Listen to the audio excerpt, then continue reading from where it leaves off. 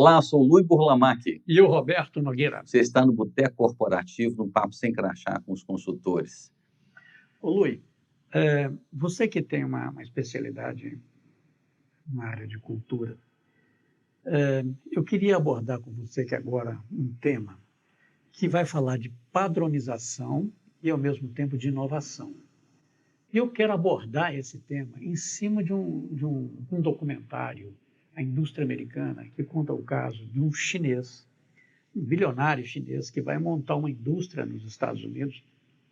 É uma indústria na área de fabricação de vidros para automóveis. E ele tem ali um problema enorme de choque de cultura, né? O operário chinês muito mais disciplinado, mais disposto ao trabalho, e ele, na cultura americana, muito mais organizado em sindicato, muito mais difícil de fazer funcionar aquilo que ele funcionava bem na China. E aí, o documentário vai seguindo, em um dado momento, ele percebe que ele poderia trocar muito daquilo que estava sendo feito por pessoas com automação. E ele fala uma expressão para mim que é muito importante, que ele fala assim: automação é padronização. E aí ele passa a automatizar a produção e começa a obter melhores resultados. A série, o documentário é nesse sentido. E aí, então, assim, são duas coisas importantes, que ele pega a inovação, que é tecnologia, que é robotização, né? Isso tudo fazendo funcionar uma função que é importante na gestão, que é a previsibilidade de resultados, que é obtida pela padronização.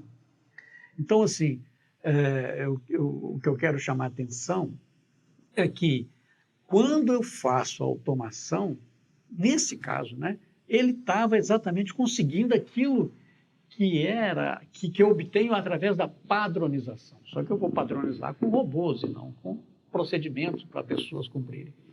Então, isso para mim é uma questão importante, porque muitas vezes as pessoas têm dificuldade de entender e começam até a achar que a automação é como se fosse um substituto da padronização. Não, ele está viabilizando uma padronização muito melhor. E, ao mesmo tempo, um choque de cultura que isso acontece, né? Ele descobre isso a partir de um problema que ele viveu, de um choque de cultura. Como é que você entende essa situação aí? A inovação fazendo a padronização e essa solução encontrada por um problema de choque de cultura.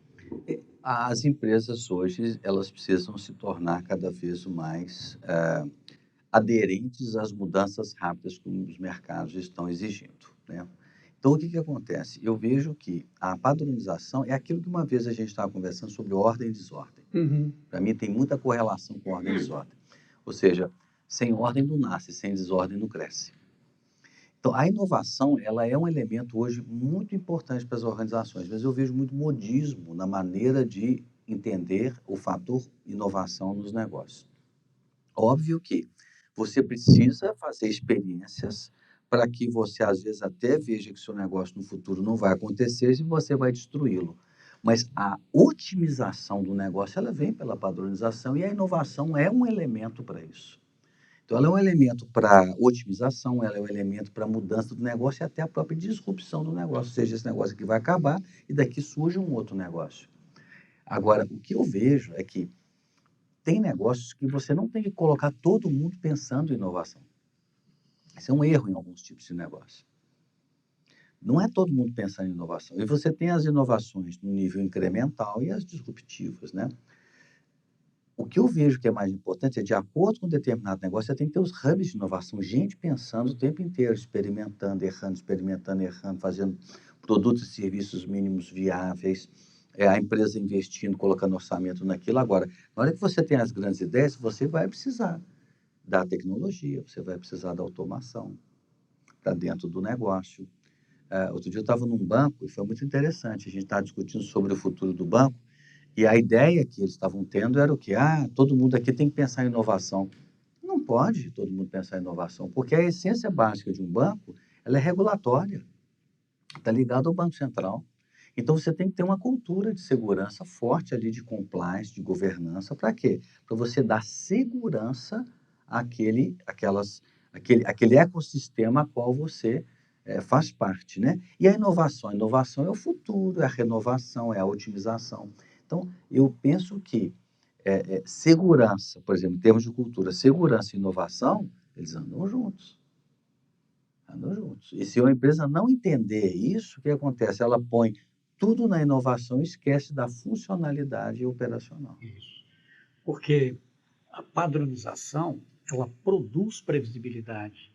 E a previsibilidade é muito importante para a gestão. Eu não tenho como fazer um orçamento se eu não tenho Não tem previsibilidade. previsão. Agora, por outro lado, essa previsibilidade, ela tem que conviver de forma harmoniosa com mudanças de nível, com inovação. E muitas vezes, como é o caso desse documentário, né, a inovação ela veio com o propósito de conquistar uma padronização que ele não conseguia através das pessoas. Uma vez eu estava fazendo um trabalho para um departamento jurídico de uma grande empresa. E aí eles estavam nessa discussão, não, porque a gente tem que ter um jurídico transformador, inovador e tal, e não sei o quê. Eu falei, eu não acredito que esse é o papel do jurídico. Isso não é a função do jurídico. O jurídico numa organização, dentro de muitas funções, mas as que são essenciais, ele é protecionista. Ele é uma área de proteção, ele é uma área de defesa, que tem que pensar à frente e que tem que pensar o negócio. E se você errar a dose da proteção, o jurídico vira a trava, que é o que muitas pessoas falam, né? Se você quer ver um projeto ser destruído, leva para um parecer jurídico. O pessoal faz no parecer jurídico, mas isso aqui não vai funcionar, isso não vai dar certo, tem risco e tal. E aí foi uma discussão muito rica e eles chegaram à seguinte conclusão: realmente o nosso papel é um papel de proteção, só que tem que ajustar. Agora, dentro da funcionalidade, eram, se eu não me engano, 12 funcionários, né, advogados e assistentes e tudo mais. O que vocês fazem, uma vez que nós entendemos que o papel de vocês não é a inovação, é a proteção, como é que você regula a proteção sem travar o negócio? Então, ou seja, o jurídico tem que parecer ser que níveis de risco que você tem para determinadas iniciativas. Uma vez que isso ficou estabelecido, que é o papel deles principal, agora eu vejo na funcionalidade, na maneira como o jurídico trabalha, o que vocês podem fazer para trazer inovação, tecnologia e facilidade. Isso aí. Criar, inovar dentro das regras. Exato. Aí eles descobriram um negócio aí, uma empresa que ela mapeia. Olha só o que eles descobriram. Uma empresa que mapeia, é um robô, que mapeia os juízes, as sentenças dos juízes e a cabeça dos juízes. Para que na hora que eles façam uma defesa, eles já façam usando os termos que aquele juiz já tem a tendência de dar o seu parecer favorável. Trouxeram o quê? Esta tecnologia para dentro e isso diminuiu o tempo que eles gastariam para redigir determinadas peças. Isso. Trouxeram tecnologia e otimizaram. Agora eu disse, esse não é o papel de vocês estão otimizando. O papel de vocês é proteger. No fundo é o quê? Você está fazendo isso para proteger a empresa. Então, diminuir os riscos jurídicos. Os riscos jurídicos. Agora você vai para uma área de desenvolvimento de produto. A área de desenvolvimento de produto não é uma área de proteção. É uma área de experimento.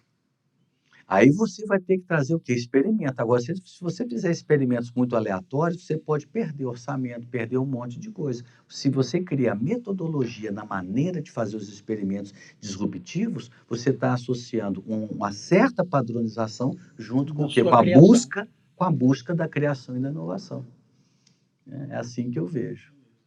Muito bem, nós falamos hoje um pouco sobre padronização e inovação. E você? Consegue balancear e entender bem como isso funciona nas diversas áreas do seu negócio? Essa é uma pergunta para você levar, refletir e talvez até fazer esse balanceamento de uma maneira ainda melhor.